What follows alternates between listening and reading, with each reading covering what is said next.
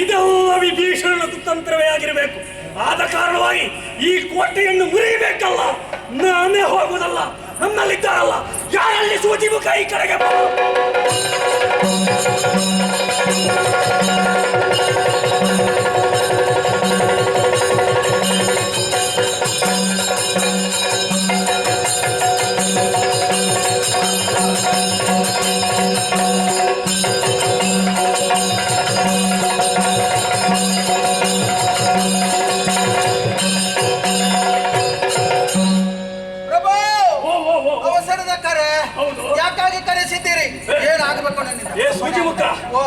ಆ ಕಡೆಗೆ ನೋಡಂತೆ ದೊಡ್ಡದಾದಂತಹ ಕೋಟೆ ಉಂಟು. ನೀನು ಹೋಗಿ ನಿನ್ನ ಸೂಜಿಯನ್ನು ಹಾಕಿ ಆ ಕೋಟೆಯನ್ನು ಮುರಿದು ಬರಬೇಕು. ಅಷ್ಟೇ ಅಲ್ವಾ? ಮಂಡಲದಿಂದ ಕೂರ್ಮ ಗಡಿಯವರೆಗೆ ಉಂಟು. ಕೋಟೆ ಬಹಳ ಉಂಟು. ಅದೇ ನನಗೆ ಲೆಕ್ಕ ಇಲ್ಲ. ನನ್ನ ಸೂಜಿ ಉಂಟು. ಆ ಸೂಜಿ ನನ್ನ ಗಟ್ಟಿ ಸೂಜಿ. ನೋಡ್ತೇನೆ ಕೋಟೆ ಎಷ್ಟು ಗಟ್ಟಿ ಉಂಟು ನೋಡ್ಬೇಕು. ನನ್ನ ಸೂಜಿ ಹೋಯ್ತು. ನನ್ನ ಸೂಜಿ ಹೋಯ್ತು. ಏನು ಪ್ರಯೋಜನ ಆಗಲಿಲ್ಲ. ಅಲ್ಲ ಪುಣ್ಯಾತ್ಮ, ಹೋದ ಕಡೆಯಲ್ಲೆಲ್ಲ ನಿನ್ನ ಸೂಜಿ ನಡೆಯುತ್ತದೆ, ಇಲ್ಲಿ ಮಾತ್ರ ನಿನ್ನ ಸೂಜಿ ನಡೆಯಲಿಲ್ಲ. ನನ್ನ ಸೂಜಿ ನಡೆಯುವುದು. ನನ್ನ ಸೂಜಿ ಗಟ್ಟಿ ಸಾಕಾಗಲಿಲ್ಲ. ನಿನ್ನನ್ನು ನೋಡುವಾಗಲೇ ನನಗೊಂದು ಕರ ಆಗ್ತದೆ ಪುಣ್ಯಾತ್ಮ. ಸೂಜಿ ಬರಬೇಕು ನಿನಗೆ. ಹೌದು, ನನಗೆ ಸೂಜಿ ಇಲ್ಲದೆ ಬದುಕಲಿಕ್ಕೆ ಕಷ್ಟ ಉಂಟು. ಔಷಧ ಎಂತದ್ದು ಗೊತ್ತುಂಟ? ಯಾವುದು? ಹೊರಸಂಡಿ ಹಣ್ಣು ಉಂಟಲ್ಲ, ಅದರಲ್ಲಿ ಸ್ವಲ್ಪ ದಿವಸ ಮುಳುಗಿಸಿಡು, ಸೂಜಿ ಬರ್ತದೆ.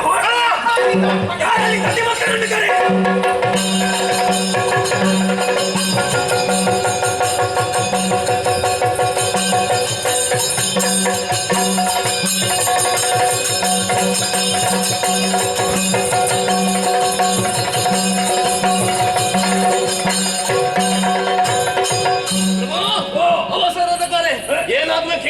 ಹನುಮಂತ ಬಾಲದ ಕೋಟೆಯನ್ನು ನಿರ್ಮಾಣ ಮಾಡಿದ್ದಾನೆ. ಈ ಕ್ಷಣವೇ ಹೋಗಿ ಆ ಕೋಟೆಯನ್ನು ಮುರಿದು ತಡ ಮಾಡುವುದಿಲ್ಲ. ನನ್ನ ನದಿಯನ್ನು ತೋರಿಸಿ ಕೋಟೆ ನೋಡಿದ್ದಾರೆ.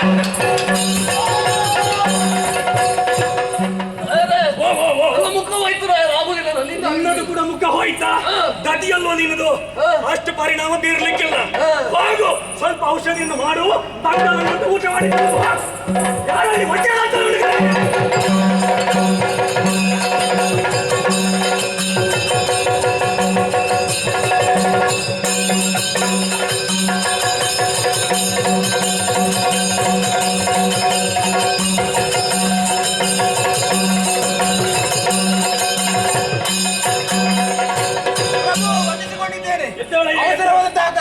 ಏನಾಗಬೇಕು? ಹನುಮಂತ ಬಾಲದ ಕೋಟೆ ನಿರ್ಮಾಣವಾಗಿದೆ.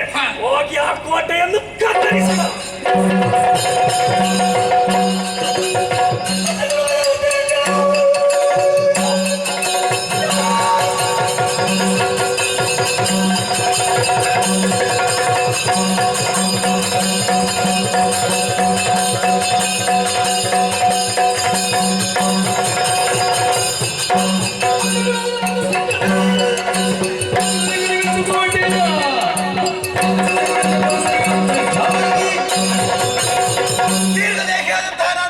ಬಲಿಷ್ಠವಾದಂತಹ ಹಲ್ಲುಗಳನ್ನು ಹೊಂದಿದ್ದೇನೆ. ನನ್ನ ಹಲ್ಲುಗಳಿಂದ ಕಚ್ಚಿ ಕೋಟೆಯನ್ನು ಪುಡಿ ಮಾಡ್ತೇನೆ. ಪ್ರಭು, ಕೋಟೆಯನ್ನು ಪುಡಿ ಮಾಡುವುದಕ್ಕಾಗಿ ಹೋದಂತಹ ಸಂದರ್ಭದಲ್ಲಿ ನನ್ನ ಹಲ್ಲು ಪುಡಿ ಆಯಿತು. ನನಗೆ ಹಲ್ಲು ಬೇಕು. ನಿನಗೆ ಹಲ್ಲು ಬೇಕಾ? ಯಾರಾದ್ರಲ್ಲಿ ಸತ್ರ ಅದನ್ನು ಸ್ವಲ್ಪ ಇಟ್ಟುಕೋ, ಒಳಗಿಟ್ಟುಕೋ.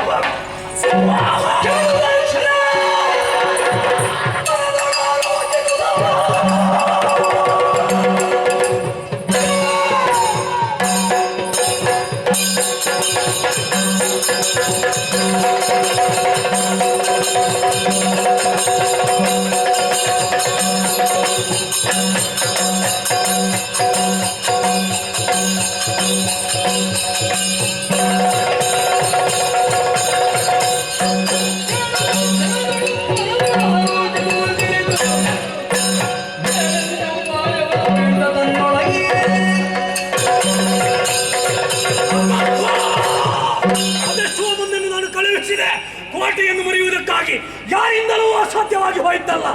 ಓಹೋ, ಅರ್ಥವಾಗುತ್ತಾ ಇದೆ. ಇದೆಲ್ಲ ವಿಭೀಷಣನ ಕುತಂತ್ರ. ಏನೇ ಇರಲಿ, ಈ ಕೋಟೆಯನ್ನು ಹೇಗಾದರೂ ಮುರಿಯಬೇಕಲ್ಲ. ಇದಕ್ಕೊಂದು ಉಪಾಯವನ್ನು ಮಾಡುತ್ತೇನೆ. ವಿಭೀಷಣನ ರೂಪದಿಂದ ಮೈರಾವಣ ಆ ಕಡೆಗೆ ಧಾವಿಸುತ್ತಾನೆ, ಹೋಗ್ತಾನೆ.